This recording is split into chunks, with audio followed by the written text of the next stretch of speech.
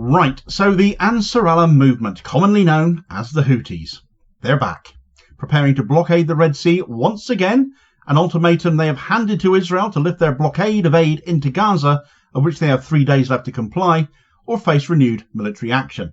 Action we know means not just necessarily the blockading of the Red Sea, but also could mean an entity with the ability to strike Israeli territory almost as far north as the Lebanese border, being potentially prepared to begin doing so again. The Houthis have been significant players in the Middle East, particularly in the context of the genocide of Gaza, as their ability to maintain strikes on Israel, even when under attack themselves, sometimes at the same time, their ability to blockade shipping despite having no navy of their own, and the fact nothing seems able to ever stop them or put them off, including the largest of US warships, means underestimating them has been a mistake repeated time after time, and a terror designation from the US is unlikely to make much difference to them either.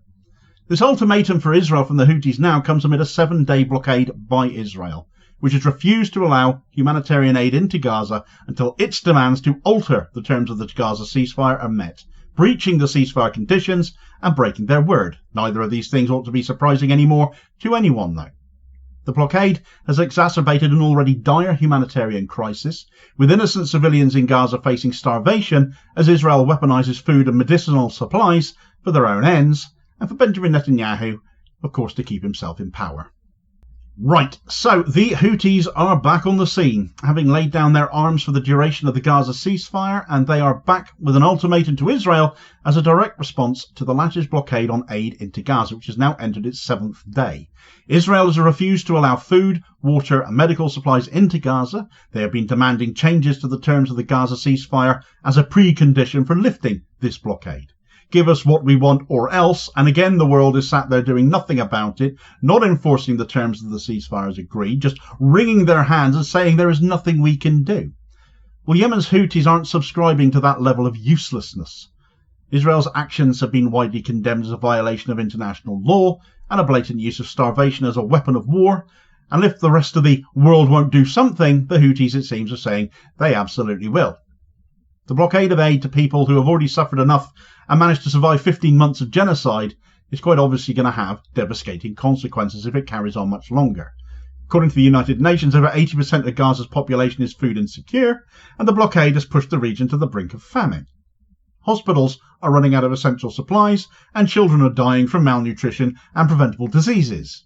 The international community largely remains silent, yet again, with the United States and other Western powers failing to hold Israel accountable for its actions despite being overseers of the ceasefire, too much Israeli influence in their upper echelons. So again, that backdrop, the Houthis' ultimatum, represents an unfortunately rare instance of a regional actor taking a stand against Israel's impunity. They will hold them to account. They've done it before. And we know they will back up their words with actions because we've seen them do it enough times before. The Houthis have demanded that Israel lift the blockade of aid within 4 days, of which they have 3 days left now at time of writing, or face military consequences. Houthi leader Abdul Malik al-Houthi announced a 4-day grace period for mediation efforts to try and resolve this situation, but warned that if Israel continues blocking aid to Gaza, naval operations will resume, emphasizing, "We will meet the siege with a siege," and that the starvation of Palestinians cannot be ignored. Now, the Houthis' ultimatum, however, has come following a controversial decision by the United States to redesignate this group as a foreign terrorist organisation, FTO. This move was announced just days before the Houthis issued their ultimatum, though, so it makes you wonder whether the US had an idea this was coming from the Houthis, or whether their timing was just particularly ridiculous after the Houthis have been quiet for the last 6, getting on for 7 weeks that the ceasefire had held, or held for as long as you don't count all the breaches of it that Israel have carried out, that is. Since the Gaza ceasefire began, the Houthis have been largely inactive, refraining from attacks on Red Sea shipping and Israeli targets. Their redesignation as a terrorist group appears to be part of a broader US strategy to isolate and pressure the Houthis, as the ceasefire is still expected to fail. We know Netanyahu won't agree to permanent peace in Gaza. It would put him out of a job, rather than a response to any specific actions, because there simply haven't been any. The Houthis' reaction to this redesignation, though, well, doesn't seem to matter. They couldn't give a stuff what the US thinks. And the group have, by way of counter, simply accused the US of complicity in Israel's crimes, fair point, and vowed to continue their resistance.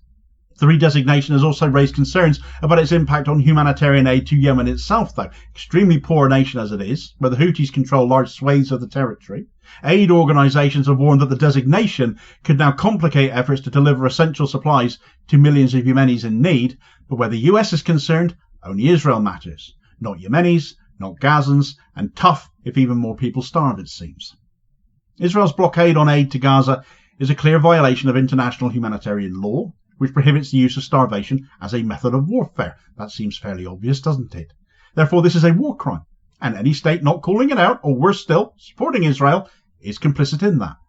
But the blockade is not merely a humanitarian issue. It is a deliberate strategy to exert pressure on Hamas and the people of Gaza. By denying access to food, water and medical supplies, Israel is effectively using starvation as a weapon to achieve its political objectives and force Hamas to concede to their new demands, that the phase 1 of the ceasefire gets doubled in effect, and we don't yet move on to phase 2. Phase 2, which would cost Netanyahu his job, of course. Well, in light of all of that, Hamas have asserted that they welcome the declaration by the Houthis to resume blockading the Red Sea should the aid blockade to Gaza not be lifted, having themselves issued a statement to the Houthis, which says, "The Islamic resistance movement, Hamas, values the decision of our brothers in Ansarallah, led by Syed Abdul Malik Badr al-Din al-Houthi, to grant the Zionist enemy a 4-day ultimatum before resuming naval operations aimed at imposing a blockade on the occupation's ports should its fascist government continue to prevent the entry of humanitarian aid and goods into the Strip. This courageous decision, which reflects the deep bond of our brothers in Ansarallah and the brotherly Yemeni people with Palestine and Jerusalem, is an extension of their blessed support and steadfast backing throughout the past 15 months of genocide in the Gaza Strip. We call on the international community and the United Nations to take urgent action to stop the crime of starvation imposed by the occupation government against innocent civilians in Gaza by closing crossings and preventing the entry of humanitarian aid and relief. We also urge our Arab and Islamic nations to take effective steps to break the siege on their brothers in Gaza and to work through all possible means to thwart the occupation's fascist plan to starve them and deprive them of their right to life." In light of that statement, the Houthis' ultimatum has raised questions about the extent of coordination between them and Hamas. The Houthis have long positioned themselves as defenders of the Palestinian cause. We've seen how they've backed that up previously. And their ultimatum to Israel is consistent with that, continuing a preparedness to escalate again in order to exert pressure on Israel. If the Houthis were to escalate their attacks on Israel, it could provide Hamas with a strategic advantage, perhaps, by diverting Israeli resources and attention away from Gaza. They are rather under-resourced of late. They have attacked Yemen before as well, alongside with the US and the UK. However, such escalation could also have unintended consequences. I would say it is likely that Israel would use Houthi attacks or even just the Red Sea blockade in and of itself without any further attacks as a pretext to claim victimhood, as they love to do, and justify its continued blockade on Gaza, even it is the one that is committing the war crimes and violating the Gaza ceasefire there, committing war crimes. You know, Western political leaders and the mainstream media will happily spin it thusly.